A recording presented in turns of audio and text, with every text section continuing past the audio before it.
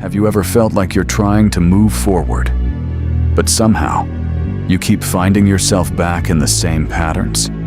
If you have, then maybe there's something deeper going on. What if the reason your life keeps repeating itself is because some part of you keeps choosing the familiar pain over the unfamiliar freedom? Think about that. The same habits, the same distractions, the same promises you make at night and break the next morning. You tell yourself you're unlucky, that you lack discipline, that you haven't found the right opportunity yet. But sometimes the problem isn't that life keeps giving you the same test. It's that you keep answering it with the same behavior. And after enough repetitions, the pattern becomes so familiar that it stops feeling like a pattern. It starts feeling like you. That's the real curse, not some invisible force controlling your life. A loop, a trigger appears. You feel something uncomfortable, you escape it. The discomfort disappears, and your brain learns. Escape works. That's why procrastination is so powerful. The task creates tension, and your phone removes the tension. For a few minutes, you feel better. You didn't solve the problem. But your nervous system doesn't care about your 5-year plan in that moment. It cares about relief. And every time you choose relief over responsibility, you're teaching yourself what to do the next time discomfort appears. This is why knowing what you should do isn't enough. You can know exactly what would improve your life and still avoid doing it. Because knowledge speaks to your logic. But habits speak through repetition. And repetition is patient. It doesn't need to convince you. It simply waits for the next uncomfortable moment. Then it gives you the response you've practiced. Look at your own life closely. When you're bored, what do you reach for? When you're afraid of failing, what do you avoid? When someone doesn't approve of you, what do you feel compelled to prove? When something becomes difficult, do you become more focused? Or suddenly find 10 other things that need your attention? These moments reveal you more accurately than your goals do.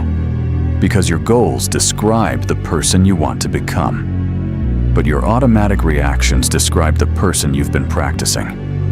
And here's where the curse becomes dangerous. Eventually, you stop seeing your behavior as behavior. You call it personality. I'm just an overthinker. I'm just lazy. I'm just bad with consistency. I'm just someone who needs pressure. Sounds harmless. But psychologically, there's a difference between saying, I keep procrastinating, and I'm a procrastinator. The first describes something you do. The second describes who you are. And once your brain accepts the second statement, changing the behavior begins to feel like betraying your identity. So you keep the identity, even when you hate the consequences. That's why breaking a pattern can feel strangely uncomfortable. You're not just changing an action. You're challenging a prediction your brain has made about you. For years, your mind may have predicted, when pressure comes, we'll escape. And then one day, pressure comes, and you stay. You start the work. You don't check your phone. You don't search for another excuse. You simply remain there. Nothing spectacular happens. But you've created something more valuable than motivation. And that's evidence. Your brain just witnessed a version of you that didn't follow the old script. And one piece of evidence can become another, then another. Eventually, the behavior that once felt unnatural begins to feel normal. That's how identity changes. Not because you repeat positive statements in the mirror, because your actions make the old statement harder to believe. But don't expect this process to feel good.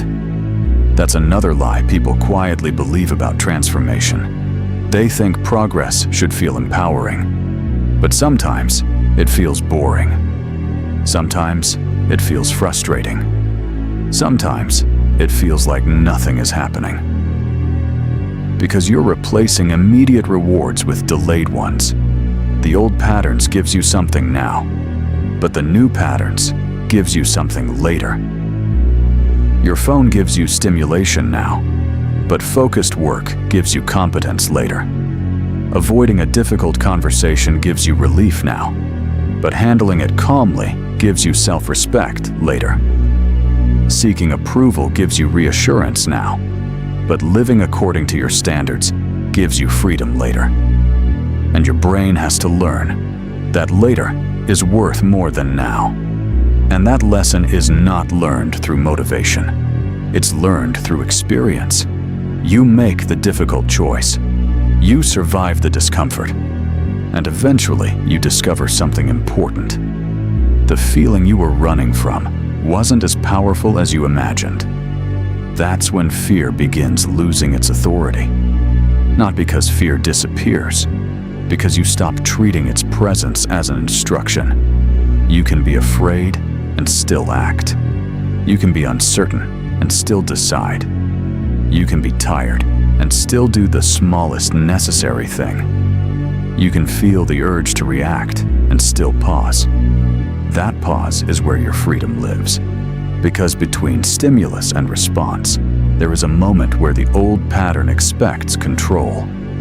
And if you learn to recognize that moment, you don't have to destroy your entire life to change it. You just have to stop handing the steering wheel back to the same impulse. And this is why one bad day doesn't mean you failed. The old pattern will return. Of course it will. Your brain doesn't delete years of conditioning because you had 3 productive days. But the mistake is expecting the old response to disappear forever. Instead, expect to notice it. Notice the trigger. Notice the urge. Notice the story your mind immediately creates. Then choose. That is the practice. Not perfection, but awareness followed by a different response. Because eventually, the thing that once controlled you becomes something you can observe. And once you can observe a pattern without automatically obeying it, it has already lost some of its power. Maybe you've spent years thinking you needed a better life. Maybe what you actually needed was a different relationship with the moments that create your life. Because your future isn't built during the dramatic moments. It's built in the tiny moments nobody sees. The moment you want to quit.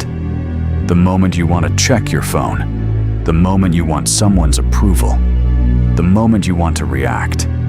The moment you want to choose comfort because discomfort feels uncertain. Those moments look insignificant, but repeated thousands of times, they become a life. And that brings us back to the curse. Maybe it was never that your life was destined to repeat itself. Maybe you simply became extremely consistent at being the person you no longer wanted to be. And if that's true, then there's something strangely hopeful hidden inside it. Because consistency created the pattern, and consistency can destroy it. Not overnight, not dramatically, quietly. One interrupted reaction, one kept promise, one uncomfortable decision, then another. Until one day, the thing that used to feel inevitable happens again, and you don't respond the way you used to. That's the moment you should remember, not when everything becomes easy. When the old version of you reaches for the steering wheel, and you don't give it back. Because maybe breaking the curse was never about escaping your past. Maybe it was about refusing to rehearse it. And the moment you stop rehearsing the same pattern, your future finally gets a chance to become something your past never predicted.